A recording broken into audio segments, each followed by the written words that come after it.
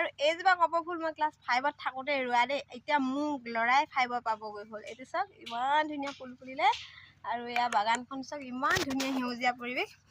মানে গাঁৱত থকাসকলে গাঁৱৰ পৰিৱেশটো হয়তো কিছুমানে বেয়া পাব পাৰে, সকলোকে নকওঁ, কিছুমানে এই গাঁৱত থাকি আমনি পাব পাৰে, কিন্তু নহয়, একদম আচলি মজা আমাৰ গাঁৱৰ জীৱনতে আছে দেই।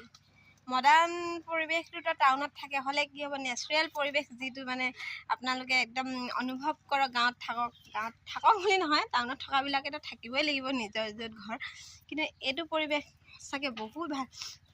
আৰু চব ফুল ইমান ধুনীয়া ধুনীয়া ফুলি আছে। গোটেই আমাৰ বাগানবিলাকৰ তামোল গছৰ মাজে মাজে ফুল আছে দেই, বহুত আছে, কিন্তু মানে কি হয় ফুলা নাই। এইজোপা কিন্তু বহুত আগতীয়াকৈ ফুলে। এইজোপা মই 5ত থাকোঁতেই ৰোৱা বুলি কৈছোঁ নহয়, 5ত থাকোঁতেই ৰোৱা, আজি প্ৰায় 15 বছৰ আগত, 15-20 বছৰ আগত। আৰু মই মাত্ৰ এজোপাই ৰুইছিলোঁ, এজোপাৰ পৰা ইমান পুলি হৈ গ'ল। আৰু এইজোপা গছৰ পৰা নি মানে কি হয় বেলেগ গছতো দিছোঁ পুৰা ফুল।